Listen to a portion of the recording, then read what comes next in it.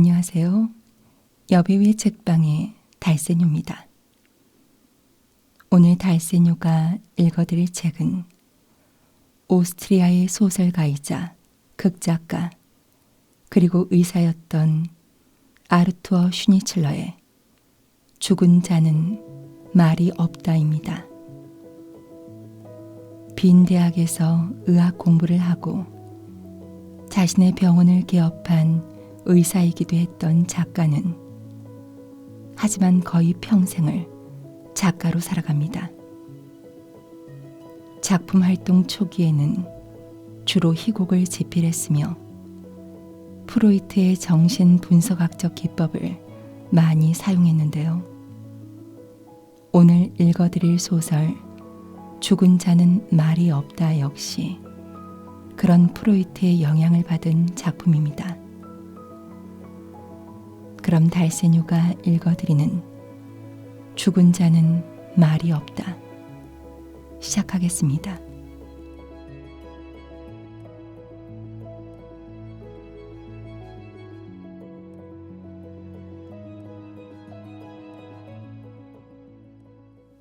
그는 마차 안에 가만히 앉아 있는 것을 더 이상 견딜 수 없었다. 그는 마차에서 내려 이리저리 거닐었다. 이미 날은 어두워졌고 고요하고 외진 거리에 몇몇 가로등 불빛은 바람에 흔들리며 이리저리 가물거렸다. 비는 그쳤고 인도는 거의 말랐지만 포장되지 않은 차도는 아직 젖어 있었고 곳곳에 작은 웅덩이를 이루고 있었다. 프란츠는 프라터 거리에서 불과 100보 떨어진 이곳에서 헝가리의 어느 작은 도시에 있는 것처럼 느낄 수 있다는 것이 기이하다고 생각했다.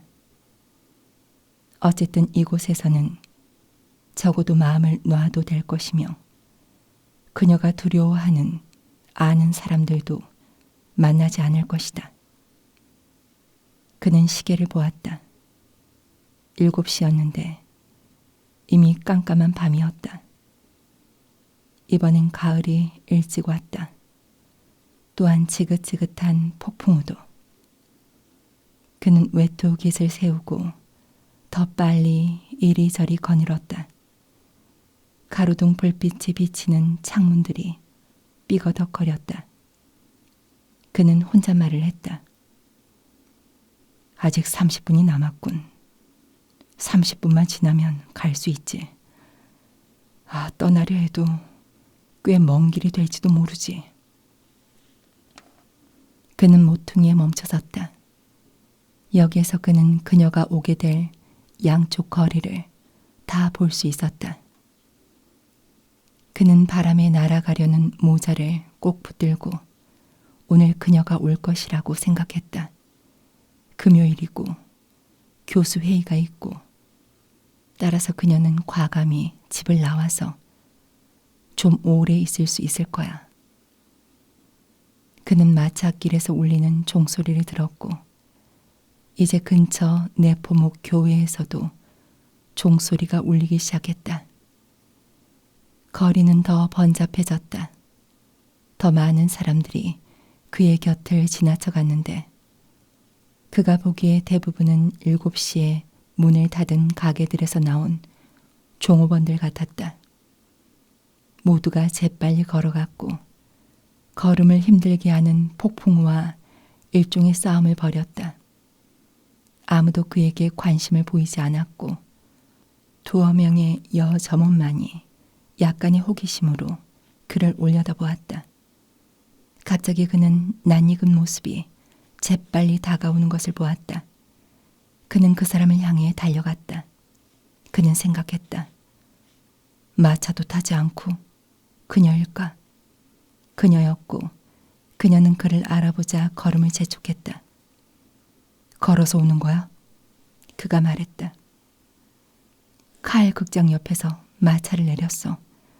난 전에도 한번 그 마부의 마차를 탄 적이 있는 것 같아. 한 남자가 그들 옆을 지나쳐가면서 여자를 헬기 쳐다보았다.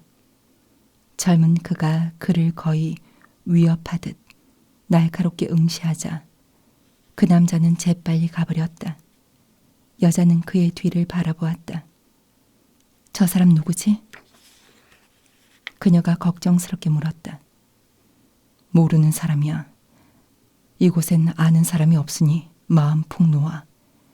이제 빨리 가서 마차에 올라타야지.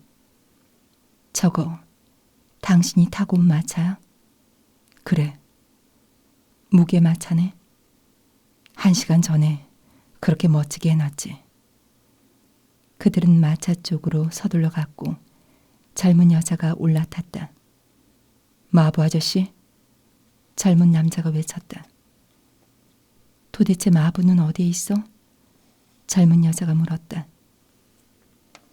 프란치는 주변을 둘러보았다. 그는 외쳤다.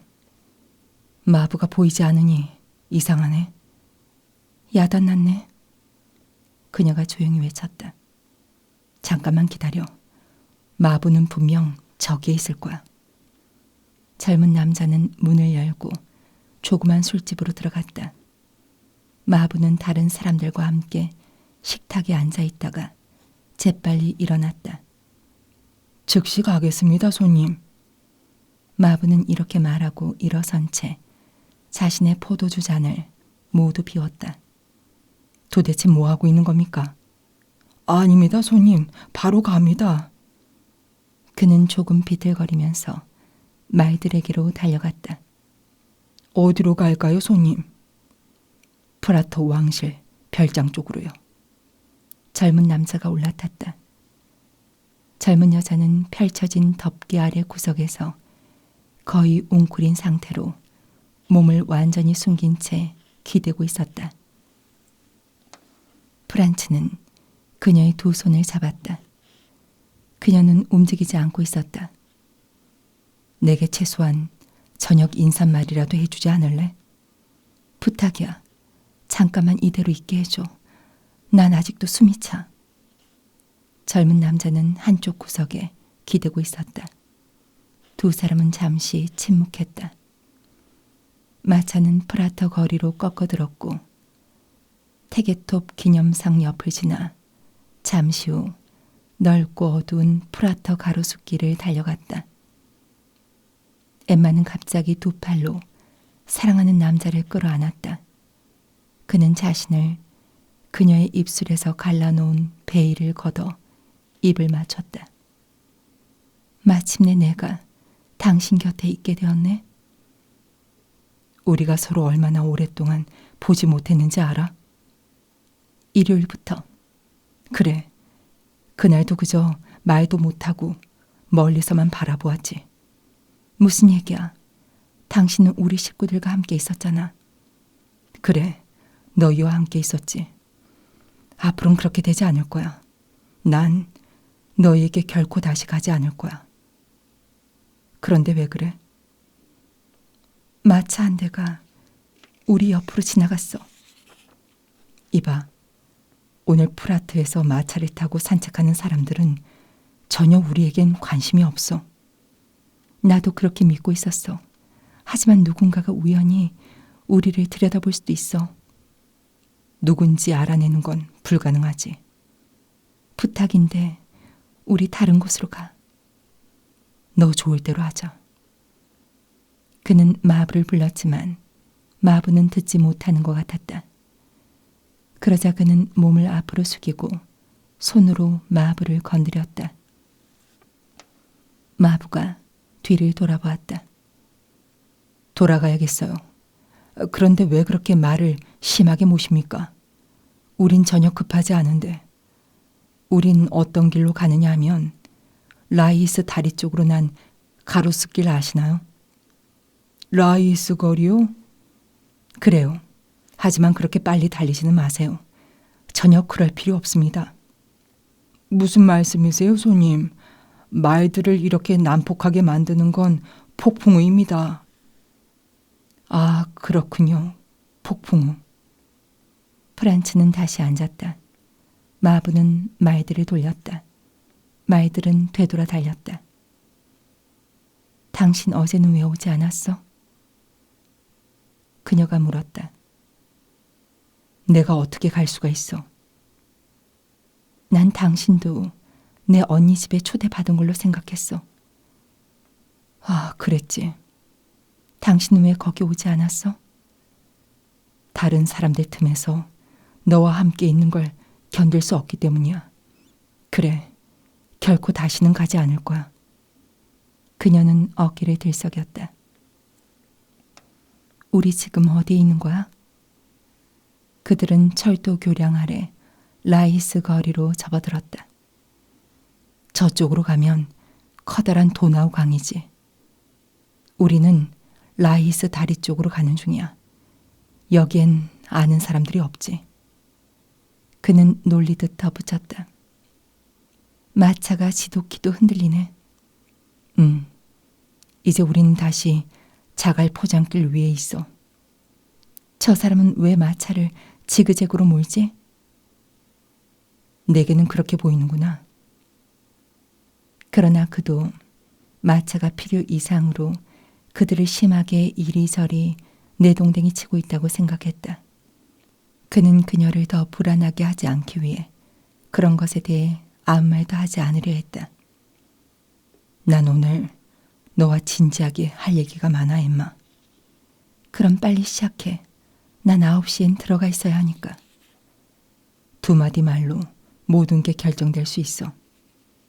도대체 무슨 일이야? 그녀가 외쳤다. 마차는 전차 선로로 빠져들었고 마부는 빠져나오려고 거의 마차를 전복시킬 듯 심하게 방향을 틀었다. 프란츠는 마부의 외투를 붙잡았다. 멈춰요. 당신은 취했어요. 그는 마부에게 외쳤다. 마부는 간신히 말들을 멈춰 세웠다. 하지만 손님. 엠마, 우리 여기서 내리자. 여기가 어디야? 벌써 다리 옆이지. 지금은 더 이상 폭풍우가 몰아치지 않아. 우리 조금 걷자. 마차를 타고 가면서는 제대로 얘기를 나눌 수 없어. 엠마는 베일을 아래로 끌어내리고는 뒤따랐다. 폭풍우가 몰아치지 않는다고? 그녀는 마차에서 내리면서 곧장 바람 세례를 맞자 이렇게 외쳤다. 그는 그녀의 팔을 붙들었다. 마차로 뒤따라오세요. 그는 마부에게 외쳤다. 그들은 앞으로 걸어 나갔다. 다리는 길게 점차 가팔라졌고 그들은 아무 말도 하지 않았다. 그들 두 사람은 아래에서 강물이 흘러가는 소리가 들리자 잠시 멈춰섰다. 깊은 어둠이 그들을 에워쌌다. 넓은 강물은 잿빛으로 한없이 멀리 뻗쳐 있었고 그들은 멀리서 강물 위로 둥둥 떠다니는 듯 보이면서 물속에 반사되는 빨간 불빛들을 보았다. 두 사람이 방금 지나온 강가에서 흔들리는 광선 줄기가 물속으로 가라앉았다. 건너편에서는 강물이 검은 풀밭 속으로 사라져버린 것 같았다. 이제 더 먼 곳에서 천둥 소리가 울리는 듯 했고 그 소리는 점점 더 가까이 다가왔다. 두 사람은 무의식적으로 붉은 불빛이 가물거리는 곳을 바라보았다. 밝은 창문들을 한 열차들이 굽은 철로 사이를 굴러 지나갔는데 그것은 갑자기 어두운 밤으로부터 솟아나왔다가 곧장 다시 가라앉는 듯 했다. 천둥은 점점 사라졌고 조용해졌으며 바람만이 갑작스러운 돌풍이 되어 불어왔다. 오랜 침묵 끝에 프란츠가 말했다. 우리는 가야 돼. 물론이지. 엠마가 조용히 대답했다. 우리는 가야 돼. 내 말은 완전히 떠나야 된다는 건데. 프란츠는 힘주어 말했다. 그건 안 돼. 엠마, 안 된다는 건 우리가 겁쟁이이기 때문이야. 그럼 내 아이는?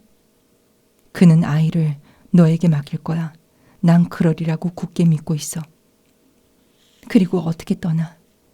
안개 낀 밤에 몰래 달아나? 그녀가 조용히 물었다. 아니야, 결코 그렇지 않아. 넌 그에게 다른 남자의 여자가 되었기 때문에 더 이상 그의 곁에서 살아갈 수 없다는 말만 하면 돼. 당신 제정신이야, 프란츠? 네가 원한다면 내가 부담을 덜어주지. 내가 그에게 그 말을 해주겠어. 그러면 안 돼, 프란츠. 그는 그녀를 바라보려고 했다. 그러나 그는 어둠 속에서 그녀가 고개를 들고 그를 향해 몸을 돌린 것 밖에는 아무것도 알아볼 수 없었다. 그는 잠시 침묵했다. 그러고 나서 그는 조용히 말했다. 걱정하지 마. 나 그러지 않을 거야. 그들은 맞은편 강가를 향해 걸어갔다. 당신 들려? 저 소린 뭐지? 그녀가 말했다. 어둠 속에서 달가닥거리는 소리가 천천히 다가왔다.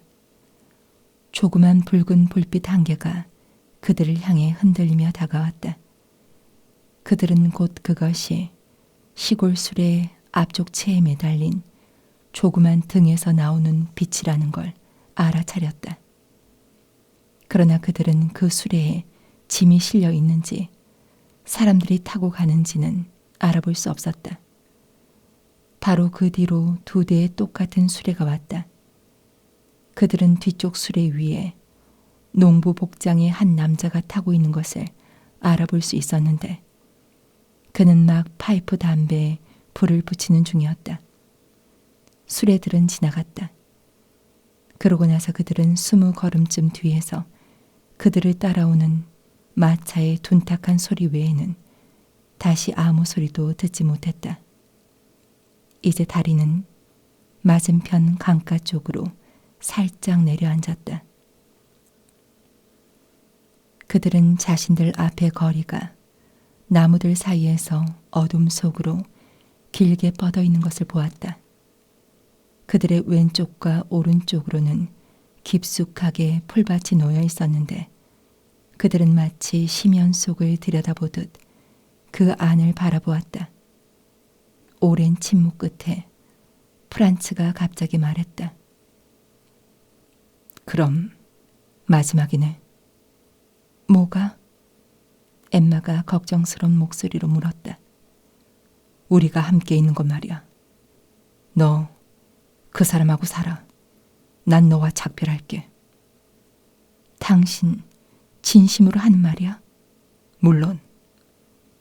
당신이 알다시피 우리가 늘 몇 시간씩 시간을 낭비해 온 건 바로 당신 때문이야. 나 때문이 아니야. 그래. 네 말이 맞아.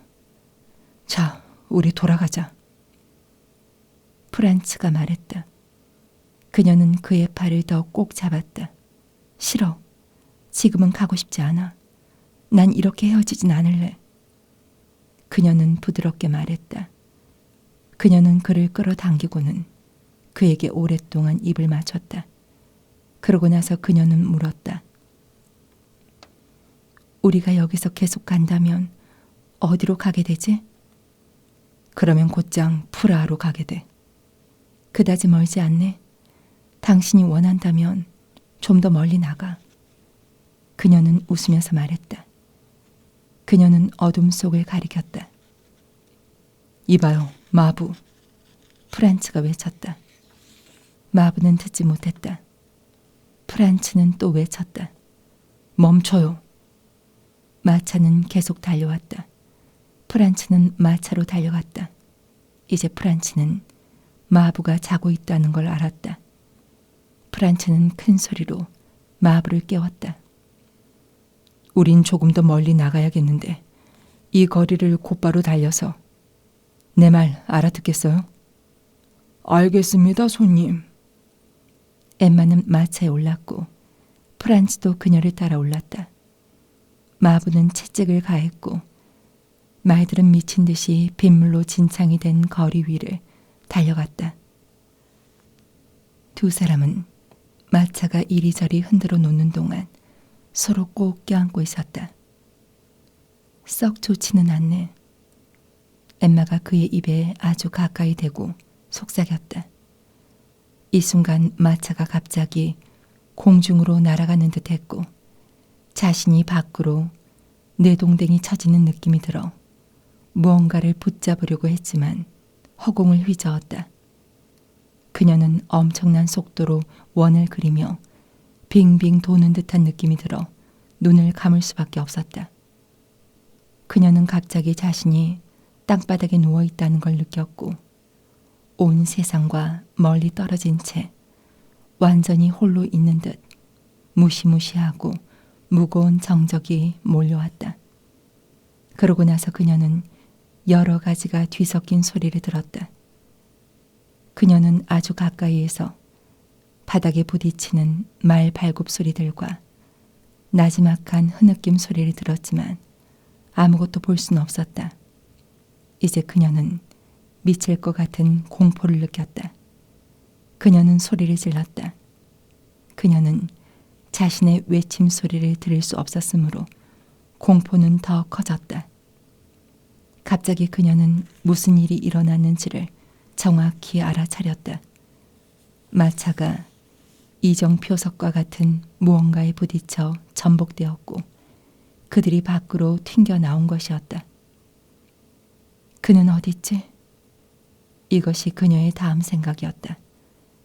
그녀는 그의 이름을 외쳤다. 그리고 그녀는 자신이 외치는 소리를 들었다. 아주 작지만 어쨌든 자신의 소리가 들리긴 했다. 대답은 없었다. 그녀는 몸을 일으키려고 했다. 그녀는 간신히 일어나 땅바닥에 앉을 수 있었으며 손을 뻗치자 그녀 옆에서 사람의 몸을 느낄 수 있었다. 그리고 이제 그녀는 눈으로 어둠 속을 꿰뚫어 볼 수 있었다. 프란츠가 아무런 움직임도 없이 그녀 옆에 누워 있었다. 그녀는 뻗은 손으로 그의 얼굴을 만졌는데 얼굴 위로 무언가 축축하고 따뜻한 것이 흘러내리고 있었다. 그녀는 숨이 멎는 것 같았다. 피잖아. 무슨 일이 일어났지?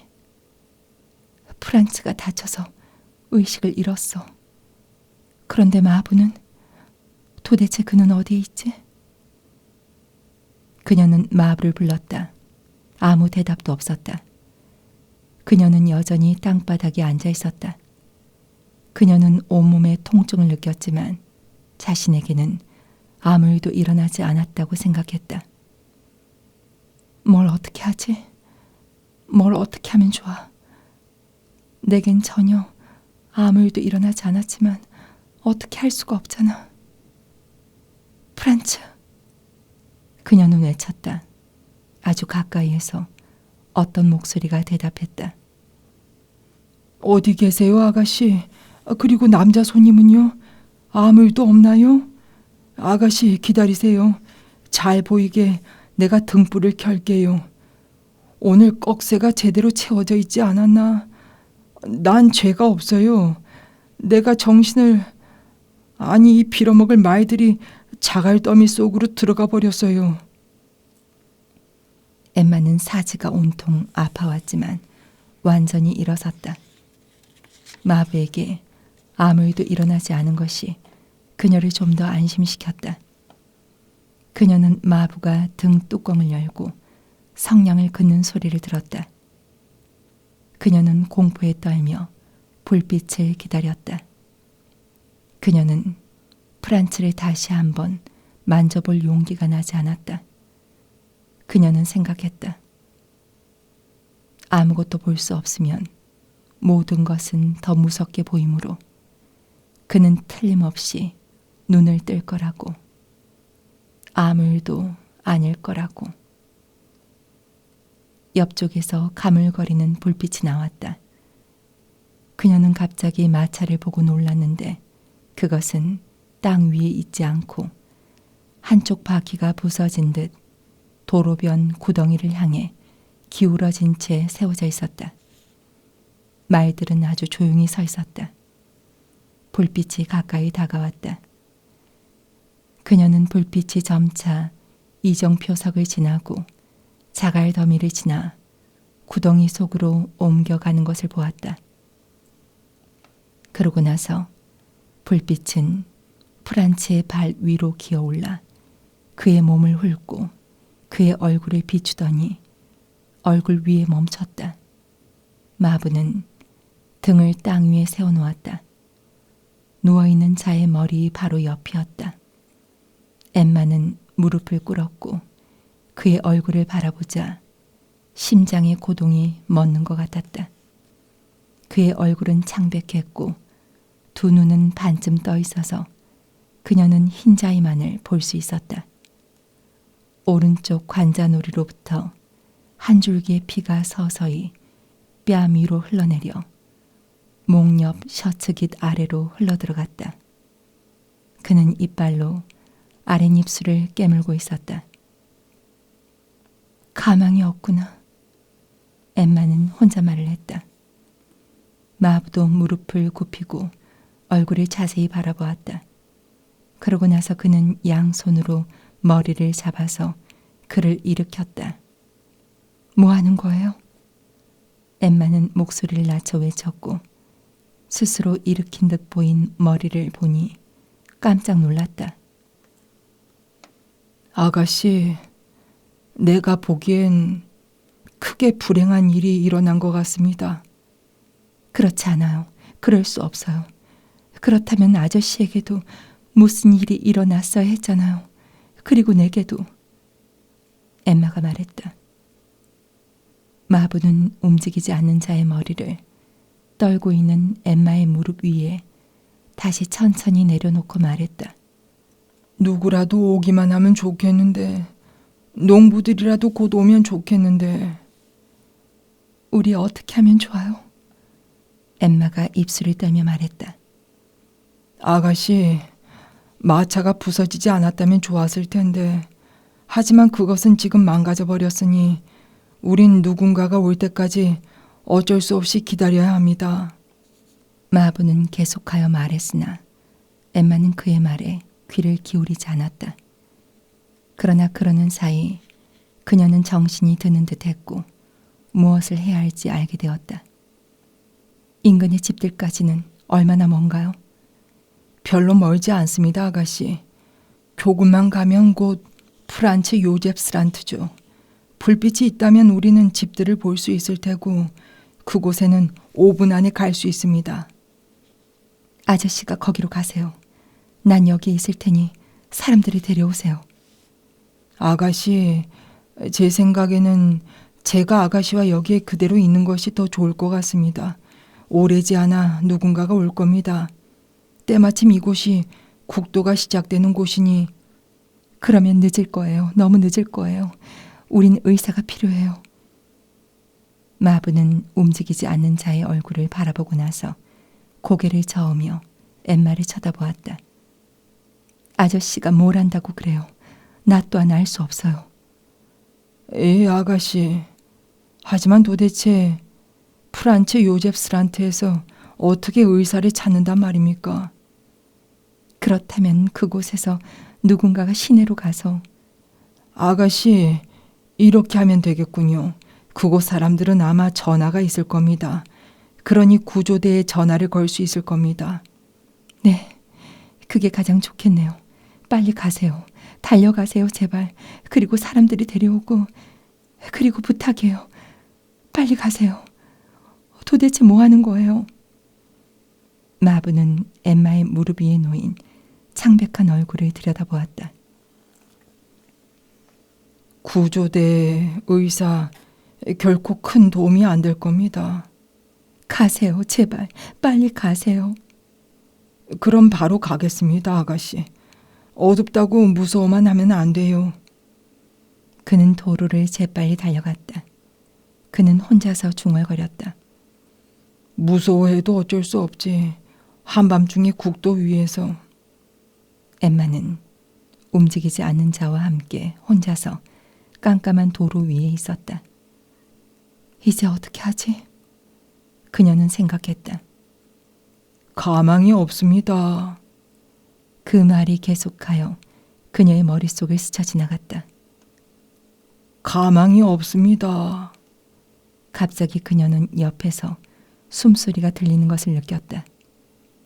그녀는 창백한 입술 쪽으로 몸을 숙였다. 아니었다. 거기에선 아무런 입김도 나오지 않았다. 관자놀이와 뺨의 피는 마른 것 같았다. 그녀는 일그러진 그의 눈을 자세히 들여다보고 온몸을 떨었다. 그래, 난 어째서 믿지 않는단 말인가. 틀림없는데 이건 죽음이야. 그리고 그녀는 온통 전율했다. 그녀는 점점 더 이렇게 느꼈다. 죽은 자, 나와 죽은 자, 내 무릎 위에 있는 죽은 자. 그리고 그녀는 떨리는 손으로 그의 머리를 밀쳐냈고 그리하여 그는 다시 땅바닥에 누워있게 되었다. 그제야 홀로 떨어져 있다는 몹시 섬뜩한 감정이 그녀를 엄습했다. 어째서 마부를 보냈나? 얼마나 바보 같은 생각이었나? 국도 위에서 죽은 남자를 데리고 혼자서 어떻게 하겠다는 건가? 사람들이 오면 어떻게 해야 하지? 여기서 얼마나 오래 기다려야 하지? 그녀는 다시 죽은 자를 바라보았다. 그녀는 자기 혼자만 그의 곁에 있는 것은 아니라는 생각이 들었다. 여기엔 불빛이 있지. 그리고 그녀에게는 이 불빛이 지금 자신이 생각할 수밖에 없는 사랑스럽고 정겨운 어떤 것으로 여겨졌다. 이 작은 불꽃 속에는 그녀를 에워싼 드넓은 까만 밤 속에서보다 더 많은 활력이 있었다. 그렇다. 그녀에게는 이 불빛이 자기 옆 땅바닥 위에 누워있는 창백하고 무서운 남자에 맞서 자신을 보호해주는 존재로 여겨졌다. 그래서 그녀는 눈이 아른거리고 불빛이 흔들거리기 시작할 때까지 불빛을 오랫동안 들여다보았다. 그리고 갑자기 그녀는 꿈에서 깨어난 듯한 느낌이 들었다. 그녀는 뛰어 일어났다. 그건 안 돼. 그럴 순 없어. 사람들이 여기서 그와 함께 있는 나를 발견해서는 안 돼. 그녀는 자신이 도로 위에 서 있는 자신의 모습과 발밑에 있는 죽은 자와 불빛을 바라보고 있는 것 같았다. 또한 그녀는 자신이 어마어마하게 커져서 어둠 속으로 빨려 들어가고 있는 모습을 보는 것 같았다. 난 무엇을 기다리고 있지? 그녀는 생각했고 머릿속에서는 자꾸만 이 생각이 솟구쳤다. 난 무엇을 기다리고 있지? 사람들을? 그 사람들에게 내가 무슨 필요가 있지? 사람들은 와서 물을 텐데 그럼 난 여기서 어떻게 해야 하지? 모두가 내가 누구냐고 물을 거야. 난 그들에게 뭐라고 대답해야 하지? 아무 대답도 못해. 그들이 오면 난 아무 말도 하지 않을 거고 침묵할 거야. 아무 말도 그들은 내게 강요하지 못할 거야. 멀리서 목소리들이 들려왔다. 벌써 왔나? 그녀는 생각했다. 그녀는 불안해하며 귀를 기울였다. 목소리들은 다리 쪽으로부터 들려왔다. 그들은 마부가 데리고 온 사람들이 아닐 수도 있었다. 그러나 그들이 누구든 그들은 불빛을 알아보게 될 것이고 그런 다음 그녀는 그들의 눈에 띄게 될 것인데 그래서는 안 되었다. 그래서 그녀는 등을 발로 차 넘어뜨렸다. 등불은 꺼졌다. 이제 그녀는 깊은 어둠 속에 있게 되었다. 그녀는 아무것도 볼 수 없었다. 죽은 그도 더 이상 보이지 않았다. 하얀 자갈 더미만이 희미하게 빛났다. 목소리들은 점점 가까이 다가왔다. 그녀는 온몸을 떨기 시작했다. 여기서 발각되지 않아야만 한다. 어떻게 해서든 오직 발각되지 않는 것만이 다른 모든 것에 앞서 중요한 문제다. 그녀가 누구의 애인이라는 것이 알려지면 그녀는 파멸이다. 그녀는 온 힘을 다해 두 손을 모은다. 그녀는 맞은편 도로 위의 사람들이 자신을 알아채지 못하고 그대로 지나가게 되기를 기도한다. 그녀는 귀를 기울인다. 그래, 저 위쪽에서 그들은 무슨 얘기를 하지? 2명 혹은 3명의 여자들이다. 그들은 마차에 대해 얘기하는 걸로 보아 마차를 발견했는데 그녀는 그들의 말을 알아들을 수 있었다. 마차 한 대가 뒤집어지고 그들은 그 밖에 무슨 말을 할까? 그녀는 알아들을 수가 없었다. 그들은 계속 걸어가고 지나갔다. 다행히도. 그런데 이제 이게 뭔가. 오, 왜 그녀는 그처럼 죽지 않았나? 그가 부럽다. 그에게서는 모든 것이 사라졌고 그에게는 이제 더 이상 어떤 위험도 두려움도 없다. 그러나 그녀는 많은 것을 두려워하고 있다. 그녀는 사람들이 여기서 자신을 발견하고 누구인지 묻게 될 것을 두려워하며 경찰에 불려가야만 하고 모든 사람들이 자신의 남편은 어떻고 아이는 어떻다는 걸 알게 될 것을 두려워한다. 그녀는 자신이 벌써 오랫동안 마치 뿌리가 박힌 듯 거기에 서 있다는 것을 알아차리지 못한다. 그녀는 달아날 수 있으며 거기에 서 있는 것은 아무에게도 도움이 되지 않고 스스로를 불행에 빠뜨리는 것이다. 그녀는 한 발짝을 떼어놓는다. 조심스럽게. 그녀는 도로변 웅덩이를 건너야 하는데 한 발짝을 들어 올린다. 웅덩이는 아주 얕다. 그러고는 또 2발짝을 떼어놓고 마침내 도로 가운데에 이르고 그런 다음 잠시 조용히 서서 앞을 바라보고는 어둠 속으로 뻗친 음침한 길을 따라 계속 걷는다. 저쪽에 도시가 있다. 그녀는 아무것도 볼 수 없지만 방향만은 확실하다고 느낀다. 그녀는 다시 한번 뒤로 돌아선다. 그다지 깜깜하진 않다. 그녀는 마차를 뚜렷이 볼 수 있고 말들도 또한 세심하게 주의를 기울이면 땅바닥에 누워있는 사람의 윤곽도 알아볼 수 있다. 그녀는 눈을 크게 뜬다. 무언가가 그녀를 가지 못하도록 제지하고 있는 듯 여겨지는데 그녀를 여기에 붙들어 두려고 하는 것은 바로 그 죽은 자이고 그의 위력에 그녀는 두려움을 느낀다. 그러나 그녀는 거기에서 세차게 벗어나고 이제 땅이 너무 젖어 있다는 것을 알아차린다. 그녀는 미끄러운 도로 위에 서 있으며 축축한 먼지 안개는 그녀가 걸어가는 것을 방해했다. 그러나 이제 그녀는 걸어가며 더 빨리 달려가며 거기에서 달아나 다시 돌아간다. 빗속으로, 혼잡 속으로, 사람들에게로. 그녀는 도로를 따라 달리며 넘어지지 않기 위해 옷을 높이 들어 올린다.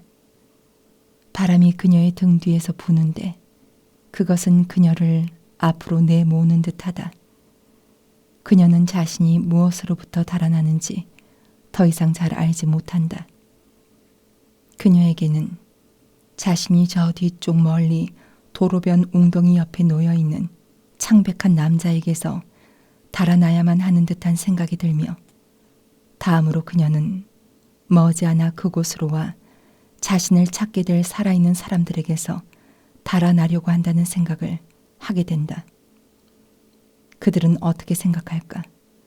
사람들은 그녀를 뒤쫓아오지 않을까? 그러나 더 이상 그녀를 따라잡진 못할 것이다. 그녀는 곧 다리에 닿게 되고 거리가 크게 벌어지게 되며 그러면 위험은 사라진다. 사람들은 그녀가 누군지 짐작하지 못하고 그 남자와 함께 마차를 타고 라이스 거리를 달렸던 여자가 누구였는지 아무도 짐작할 수 없을 것이다. 마부는 그녀를 알지 못하며 나중에 그녀를 보게 되더라도 역시 그녀를 알아보지 못할 것이다. 사람들은 그녀가 누구였는지에 대해서도 관심이 없을 것이다. 누구에게 문제가 된단 말인가? 그녀가 거기에 머물러 있지 않은 것은 매우 현명한 일이고 비열한 일도 아니다. 프란츠가 그녀에게 옳은 말을 한 것인지도 모른다. 그녀는 집으로 가야만 하며 아이가 있고 남편이 있으며 사람들이 거기에서 죽은 애인과 함께 있는 그녀를 발견하게 된다면 그녀는 끝장이 날 것이다. 다리가 나오고 거리는 더 밝게 빛나며 그녀는 전과 마찬가지로 강물이 흐르는 소리를 듣는다. 그녀는 그와 함께 팔짱을 끼고 걸었던 그곳에 와 있다. 언제였더라? 몇 시간 전이었더라. 오래되진 않았을 것이다. 오래되지 않았다고? 어쩌면 그렇지 않을지도 모르지. 아마도 그녀는 오랫동안 의식을 잃고 있었을지도 모른다. 오래전에 자정이 지나 벌써 아침이 다가오는지도 모르며 집에서는 이미 그녀를 찾고 있을지 모른다. 아니 그럴 리 없다. 그녀는 자신이 의식을 잃지 않았었다는 것을 알고 있다. 그녀는 지금 자신이 어떻게 마차에서 떨어져 곧 모든 것을 뚜렷이 알게 되었는지를 처음 순간보다 더 정확하게 기억하고 있다. 그녀는 다리 위를 달려가면서 자신의 발걸음이 울리는 소리를 듣는다. 그녀는 왼쪽도 오른쪽도 바라보지 않는다. 이제 그녀는 어떤 모습이 자신에게 마주 오는 걸 알아차린다. 그녀는 걸음을 늦춘다. 마주오는 사람은 누구일까? 그건 제복을 입은 어떤 사람이다. 그녀는 아주 천천히 걷는다. 그녀는 시선을 끌어서는 안 된다. 그녀는 그 남자가 자신에게 시선을 집중하고 있다고 믿는다. 그가 그녀에게 묻는다면 그녀는 그의 옆을 지나며 제복을 알아보는데 그는 안전 순찰대원이다. 그녀는 그를 지나쳐간다. 그녀는 그가 자신의 뒤에서 멈춰서는 소리를 듣는다. 그녀는 다시 뛰어가고 싶은 것을 간신히 억누르는데 그렇게 했다간 의심을 받을지도 모른다. 그녀는 전과 마찬가지로 여전히 천천히 걸어간다. 그녀는 마차 선로에 딸랑거리는 소리를 듣는다. 자정이 멀지 않은 듯하다. 이제 그녀는 다시 더 빨리 걷는다. 그녀는 도시를 향해 서둘러 가는데 이미 도로의 출구 옆 철로 육교 아래에서 도시의 불빛들이 그녀를 향해 반짝이고 그녀는 벌써 희미한 소음이 들려오는 것을 느낀다. 이 적막한 거리만 지나면 구원되는 것이다. 이제 그녀는 멀리서 울리는 날카로운 호각 소리를 듣는데 그것은 점점 더 날카롭게 점점 더 가까이 다가오고 마차 한 대가 쏜살같이 그녀 옆을 지나간다. 그녀는 저절로 그 자리에 멈춰 서서 마차를 바라본다. 마차가 어디로 가는지 그녀는 잘 안다. 그녀는 생각한다. 저렇게 빠를 수가. 그것은 마치 요술을 부리는 듯하다. 한순간 그녀에게는 그 사람들의 등에 대고 소리를 질러 그들을 따라가서 자신이 떠나왔던 곳으로 다시 돌아가야만 할 것 같은 생각이 든다. 잠깐 동안 그녀는 지금껏 느껴보지 못한 어마어마한 수치심에 사로잡히고 자신이 비겁하고 나빴다는 걸 알게 된다. 그러나 마차 굴러가는 소리와 호각 소리가 점점 더 아스라이 멀리 들리자 그녀에게는 강렬한 기쁨이 몰려오고 그녀는 구원된 듯 서둘러 앞으로 걸어 나간다. 사람들이 그녀를 향해 마주오지만 그녀는 더 이상 그들을 두려워하지 않는다. 가장 힘든 일이 극복된 것이다. 도시의 소음이 뚜렷하게 들려오고 그녀의 앞쪽은 점점 더 밝아진다. 그녀는 벌써 프라터 거리에 늘어선 집들을 보게 되고 수많은 사람들의 물결이 자신을 기다리고 있는 것 같은 느낌이 들며 그 속에서 흔적 없이 사라져 버려도 될 것 같은 생각이 든다. 이제 그녀는 어느 가로등 밑에 다가오자 안심을 하고 시계를 쳐다본다. 9시 10분 전이다. 그녀는 시계를 귀에 대본다. 그것은 멈춰서 있지 않다. 그리고 그녀는 생각한다. 나는 살아있으며 건강하다. 내 시계도 가고 있는데 그는 죽었다. 운명이지. 그녀에게는 모든 것이 어긋나 버린 듯한, 하지만 자기 쪽에는 아무런 잘못도 없다는 느낌이 든다. 그것은 증명되었어. 그래, 그것은 증명되었어. 그녀는 자신이 이렇게 큰 소리로 말하는 걸 듣는다. 그런데 운명이 바뀌었더라면, 그래서 지금 그녀가 거기 도랑 안에 누워있고 그가 살아있다면 그는 달아나지 않았을 것이다. 그렇다. 그는 그러지 않았을 것이다. 그래, 그는 남자니까. 그녀는 여자고 또한 그녀는 아이와 남편이 있다. 그녀의 행동이 옳았다. 그것은 그녀의 의무다. 그녀의 의무. 그녀는 자신이 의무감에서 그렇게 행동했다는 것을 매우 잘 알고 있다. 그녀는 올바른 행동을 한 것이다. 자신도 모르게. 마치 착한 사람들이 늘 그렇게 행동하듯. 이제 그녀는 발각될지도 모른다. 이제 의사들이 그녀에게 질문을 할지도 모른다. 만화님, 남편은요? 이럴 수가. 그리고 내일 신문들은, 그리고 가족들은.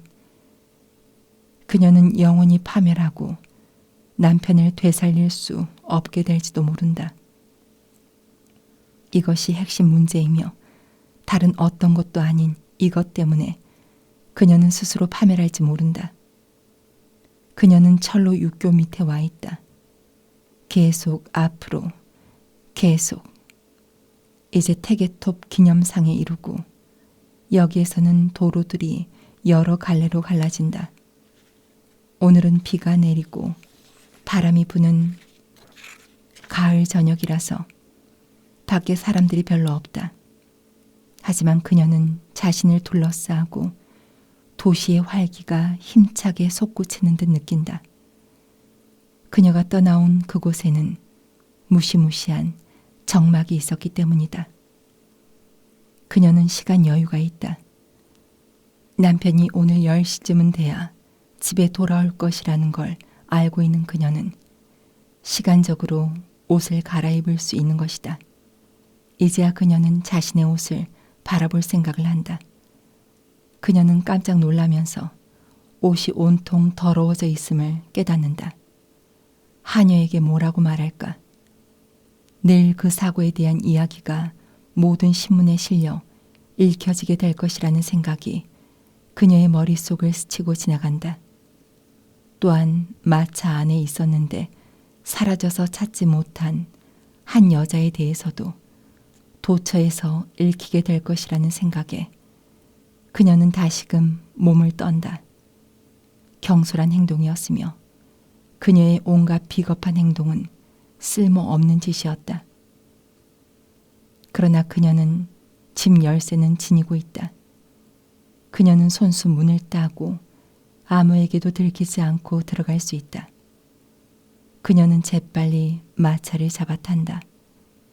그녀는 마부에게 집 주소를 데려다가 현명하지 않은 듯한 생각이 들어 막 떠오른 어떤 거리 이름을 말해준다. 프라터 거리를 통과해 가는 동안 그녀는 무엇이든 느끼고자 하지만 그럴 수가 없다. 그녀는 집에 가서 마음 편히 있고 싶다는 오직 한 가지 소원밖에 없음을 느낀다. 다른 모든 것은 그녀의 관심 밖이다. 죽은 자를 거리 위에 버려두겠다고 결심한 그 순간에 그녀의 마음 속에서는 그를 슬퍼하거나 애통해 하려는 모든 것이 멈춰버려야 했다. 그녀는 지금 자기 자신에 대한 걱정 외에는 아무것도 느끼지 못한다. 그녀가 비정한 것은 아니다. 결코 그렇지 않다. 그녀는 자신이 절망하게 될 날이 올 것임을 분명히 알고 있으며 아마도 그녀는 그 일로 인해 파멸할 것임도 잘 알고 있다.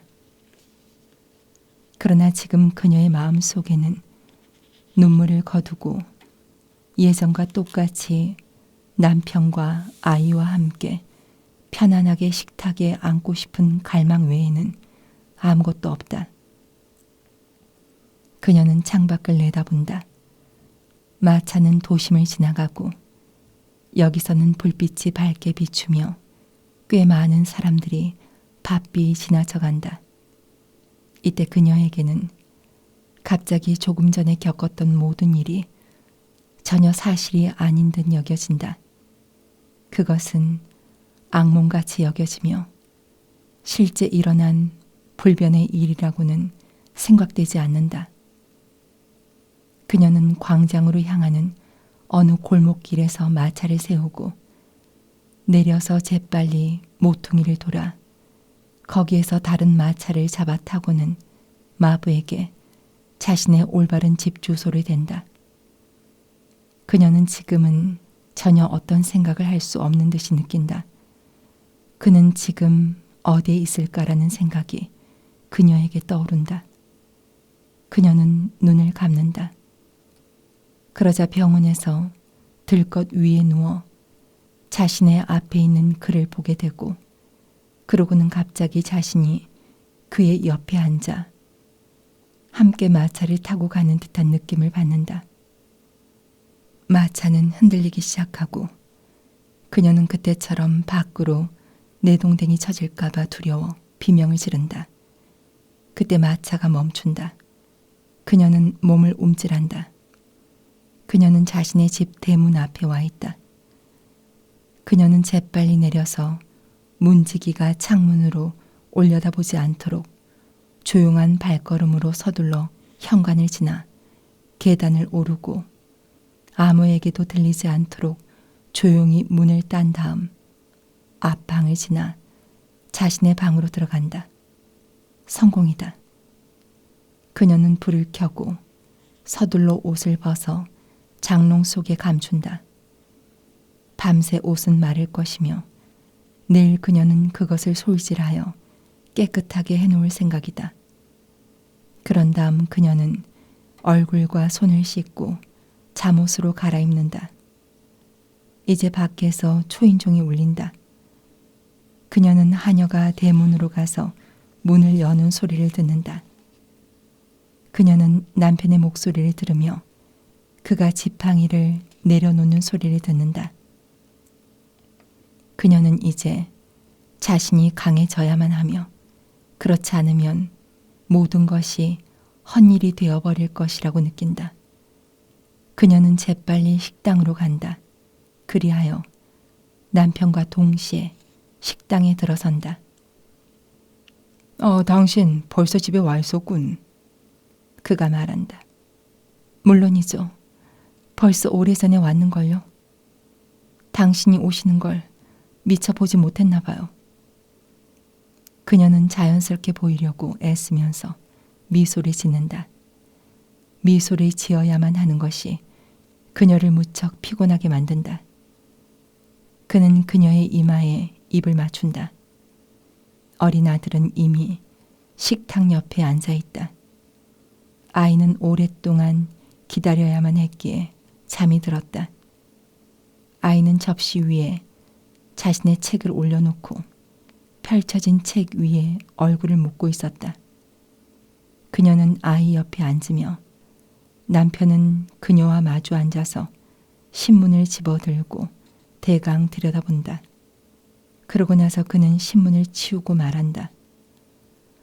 다른 사람들은 아직도 함께 앉아 계속 논의하고 있어. 무슨 일에 대해서요? 그는 오늘 회의에 대해 매우 오랫동안 많은 것을 설명하기 시작한다. 엠마는 귀 기울여 듣는 듯 이따금 고개를 끄덕인다. 그러나 그녀는 아무것도 듣지 않으며 그가 무엇을 말하고 있는지 알지 못한다. 그녀는 무시무시한 위험에서 기이하게 빠져나온 듯한 기분이 들며 나는 구제되었고 나는 집에 와 있다는 느낌뿐이었다. 그리고 그녀의 남편이 계속하여 이야기하는 동안 그녀는 자신의 의자를 아이에게 더 가까이 끌어당기고 아이의 머리를 자신의 가슴으로 끌어안는다. 그녀에게 이루 말할 수 없는 피로가 몰려온다. 그녀는 몸을 가누지 못하고 졸음이 엄습하는 걸 느끼며 마침내 눈을 감는다. 갑자기 그녀에게 한 가지 가능성이 떠오르는데 그것은 그녀가 웅덩이에서 몸을 일으킨 순간 그 이후 전혀 생각하지 못했던 것이었다. 그가 죽지 않았다면, 만약 그가, 아니야, 전혀 의심의 여지가 없어. 그 눈, 그 입, 그리고 입술에서 아무 입김도 없었어. 하지만 기절도 있지. 숙련된 눈길도 혼동을 일으키는 경우가 있다. 그런데 그녀는 분명 숙련된 눈길을 갖고 있지 않다.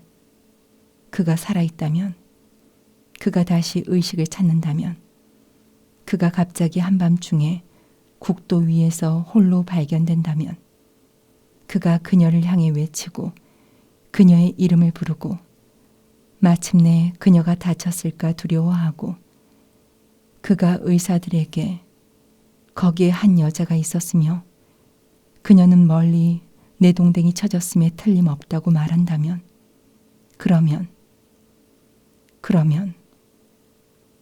그런 다음엔 사람들은 그녀를 찾게 될 것이다. 마부는 사람들을 데리고 프란츠 요제프 스란트에서 돌아올 것이고 그는 이렇게 설명할 텐데 내가 떠날 때 그 여자는 여기에 있었다. 그리고 프란츠는 짐작할 것이다. 프란츠는 알게 될 것이다. 그는 그녀를 아주 잘 안다. 그는 그녀가 달아났다는 걸 알게 될 것이며 엄청난 분노에 사로잡힐 것이고 복수하기 위해 그녀의 이름을 댈 것이다. 그는 끝장이 났으므로 또한 그녀가 최후의 순간에 자신을 홀로 버려둔 데 대해 깊은 상처를 받아 가차없이 이렇게 말할 것이다. 그 여자는 엠마 부인인데 내 애인이고 비겁하고 동시에 멍청합니다. 의사 선생님들, 당신들에게 신중함이 요구된다면 분명 그녀에게 이름을 묻지 말아야 할 겁니다. 당신들은 그녀를 그대로 놔두는 게 좋을 거고 나 또한 그럴 겁니다. 그녀가 당신들이 올 때까지 여기에 있었어야 했는데 하지만 그녀가 그런 몹쓸 사람이 되었으므로 난 당신들에게 그녀가 누군지를 말하겠습니다. 그건 당신 무슨 일 있어? 교수는 일어서면서 매우 진지하게 묻는다. 왜요? 뭐가요? 도대체 무슨 일이야? 아무 일도 없어요. 그녀는 아이를 더 꼭 끌어안았다. 교수는 그녀를 오랫동안 바라본다. 당신 알아요? 졸기 시작하더니. 그러고요. 그러곤 갑자기 소리를 질렀어. 그래요? 우리가 꿈속에서 가위 눌릴 때 외치는 것과 같았소. 당신 꿈 꿨소? 모르겠어요. 난 아무것도 모르겠어요. 그녀는 마주 보이는 벽 거울 속에서 자신의 얼굴을 보는데 그것은 잔인하게 미소 짓고 있으며 일그러진 표정을 하고 있었다. 그녀는 그것이 자기 본연의 얼굴이라는 것을 알고 전율한다. 그리고 그녀는 그런 얼굴이 굳어질 것임을 깨달으며 입도 뻥긋하지 못한다. 그녀는 이런 미소가 그녀가 살아있는 한 자신의 입술 언저리에 맴돌게 될 것임을 안다. 그녀는 비명을 지르려고 한다. 그때 그녀는 두 손이 자신의 어깨 위에 놓이는 걸 느끼고 자신의 얼굴과 거울 속의 얼굴 사이로 남편의 얼굴이 끼어드는 것을 본다. 남편의 두 눈은 의아한 듯 위협적으로 그녀의 눈 속으로 빨려든다. 그녀는 이 마지막 시련을 이겨내지 못하면 모든 것이 끝장이라는 것을 알고 있다. 그녀는 자신이 다시 강해지는 것을 느끼고 자신의 표정과 사지를 마음대로 제어할 수 있게 된다. 그녀는 이 순간 이것들을 이용하여 뜻하는 일을 시작할 수 있다. 그녀는 남편을 이용해야만 하며 그렇지 못하면 헛일이다. 그리하여 그녀는 양손으로 아직 자신의 어깨 위에 놓여있는 남편의 두 손을 붙잡아 그를 자신에게로 끌어당기고 밝고 사랑스러운 눈빛으로 남편을 바라본다. 그녀는 이마 위에서 남편의 입술을 느끼면서 생각한다. 틀림없이 나쁜 망상이었어. 그는 그것을 아무에게도 얘기하지 않을 거고 결코 복수하지 않을 거야. 결코. 그는 죽었어. 그는 틀림없이 죽었어. 그리고 죽은 자는 말이 없어. 어째서 그런 말을 하는 거요? 그녀는 갑자기 남편의 목소리를 들었다. 그녀는 소스라치게 놀란다. 도대체 내가 무슨 말을 했는데요? 그녀는 자신이 갑자기 모든 것을 큰 소리로 얘기해 준 듯한 이날 저녁에 있었던 일을 식탁에서 모두 털어놓은 것 같은 생각이 들었고 그리하여 그녀는 남편의 놀란 시선 앞에 좌절하면서 다시 한번 묻는다. 도대체 내가 무슨 말을 했는데요? 죽은 자는 말이 없어. 남편은 매우 천천히 그녀가 한 말을 다시 말한다. 그래요. 그래요. 그녀는 말한다. 그리고 남편의 눈 속에서 그녀는 그에게 더 이상 아무것도 숨길 수 없다는 것을 읽으며 두 사람은 오랫동안 서로를 바라본다. 그런 다음 그는 그녀에게 말했다. 아이를 침대로 데려가 눕혀요. 당신, 내게 뭔가 얘기할 게 있는 것 같은데. 네, 그녀가 말했다. 그녀는 몇 년에 걸쳐 속여온 이 남자에게 곧장 모든 사실을 털어놓아야 한다는 것을 알아차린다. 남편의 시선이 줄곧 자신에게 향하고 있음을 느끼면서 아이를 데리고 천천히 문을 나가 걸어가는 동안 그녀에게는 커다란 평온이 찾아든다. 마치 많은 것들이 다시 좋아질 것 같은.